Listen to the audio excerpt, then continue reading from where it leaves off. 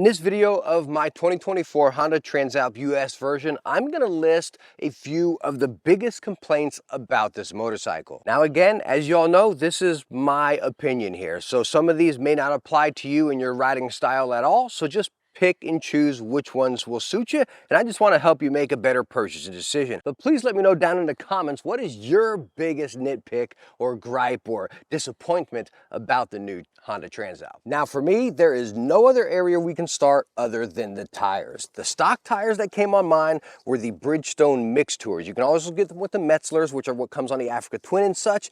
Those Metzlers are better than these, but both of them are not good. When I had my Africa Twin, I took those Metzlers off under 1,000 miles.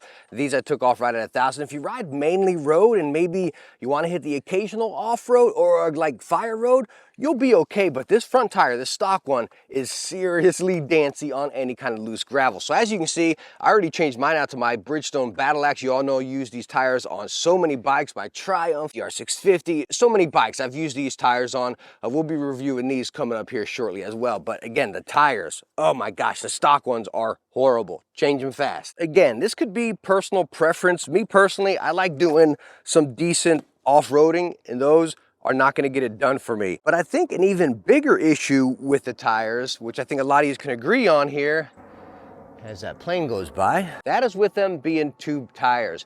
Now I want you to stick with me through this, because I think a lot of people might take this different ways and might have different views on it, right? So number one, people say, oh, well, tube tires are gonna be better if you're off-road. Like, let's be honest, are you gonna be doing that serious of off-roading with this bike where you're gonna shred a tire and you need that tube to be able to get you home? I highly doubt it. And honestly, think about your little dual sport or your dirt bike. How often has that happened?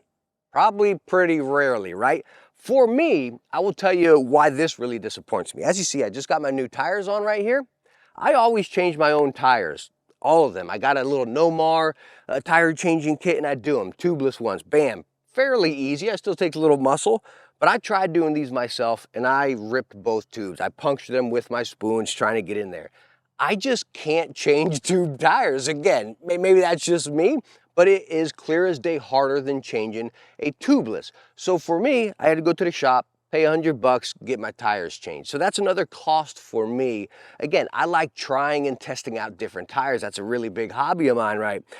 And I can't really do that here because again, it's going to cost me more money. My next complaint on this bike is with the exhaust, and not just right here, which yeah, it's a stinker that it's that low, but down here, that the pipes run down underneath here. And then you got that little deal down there where I said it's like you're milking your bike, you know? So it's kind of like, yo, what is all of this down there? As you see, I got my crash bars and my skid plate on right now. And if I put the bike straight up, I mean, now with the skid plate, it's still pretty close to the exhaust. So, I mean, you're talking minimal. What is that, like 4 inches or something? I don't know. We got to measure it. But again, you just took up more ground clearance there. So you got two issues. Number one, ground clearance. Then this low slung exhaust. So if you go through a water crossing or something, you're kind of tough. Now this, we are going to be fixing. I got a video coming up for this issue right here. But this, I mean, you're stuck with that ground clearance. Now this gripe is probably the one I hear about the most in the comments or anywhere on the web, especially for the US version. That is with it only coming in one color, this black and red here. And honestly, the more I just, you know, put my mods on it and build it out, it grows on me more and more. I love black and red. You all know on my main YouTube channel, The Technique, go check it out if you're into that stuff. Again, I love black and red and it does grow on me, but I do gotta agree with you guys. The white, red, and blue with the gold wheels just has a little bit more of that look back effect. It's kind of got that Africa Twin type look, you know, it's just unique, you know, it's something different with those gold wheels and everything. But other than just color, the thing that really upsets me, I use a tank bag. This one I actually love, actually. But anyways, my magnets, when it comes down onto this matte finish here, since it's not glossy or anything, it leaves those little marks, I guess from that mild vibration or something with that matte finish. And it's just going to get worse and worse. And if you use a strap bag, again, it's going to leave those marks right there. So I do love the color. I think it looks absolutely phenomenal. But again, that matte finish, I think, is going to be an issue down the road. The next gripe is going to be with our settings. As you see, we're in user mode, and I showed you guys this in the ride preview we did. As you see, traction control is off. It's right there, the T with the line going through. And then we have our ABS off. It's got the light with the back wheel and the arrow down here showing that it is off. So it will save partially like this when you're on your ride. So again, keep an eye on this. Traction control, ABS off. I'm just gonna cycle mode, so you're in your off-road mode. Say you get back to the road. Okay, I'm back on road, bam, I'm in standard mode. Now you're getting back to your off-road bit, you're gonna go back into user. Traction control's off, but the ABS went back on here. Now, again, I always keep my ABS off-road, so this isn't an issue for me, but if you like, you know, peeling your back tire or whatnot when you come to a stop, again, even just cycling it, I didn't turn the key yet, this is just cycling modes, the ABS will go off. Now, number two here, as you see, the traction control is off now.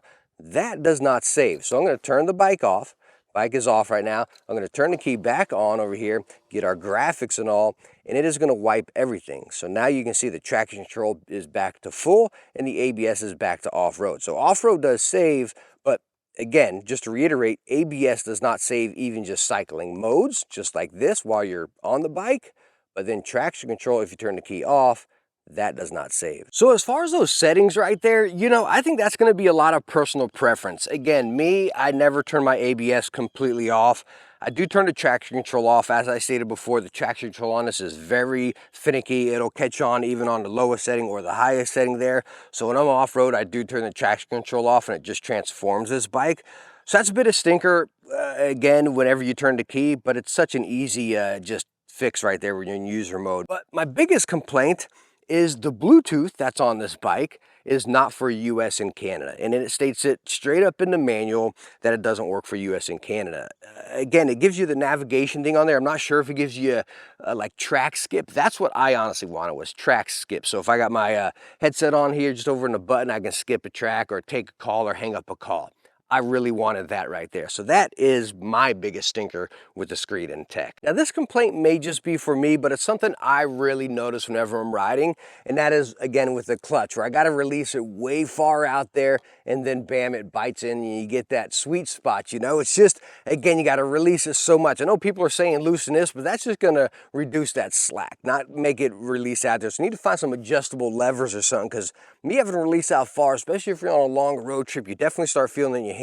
Luckily, the US versions come with that quick shifter, and that is what I use the most. But again, I love shifting sometimes. I love using the clutch, right? And I feel myself kind of just jerking it out a little bit, you know? That didn't sound right. But I just don't like having to release that clutch so far out, and again, feeling it pull me back sometimes. So maybe it just takes some getting used to. What the heck, is everyone out flying today or something? Now, I save this gripe for last because I think a lot of us have complained about it and are disappointed about it, myself included, and that is the lack of cruise control. And in my recent videos, I've got some really good comments down there that made me just scratch my head even more, right?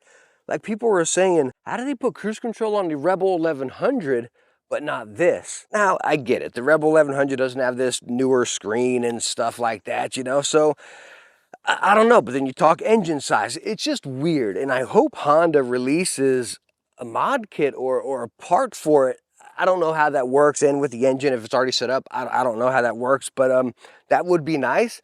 But believe it or not, right, you all already know I went on a long road trip with this bike. It was like 6 to 7 hours one way and then back, you know, and I did it within 2 days. So it was a lot of riding, a little bit of highway.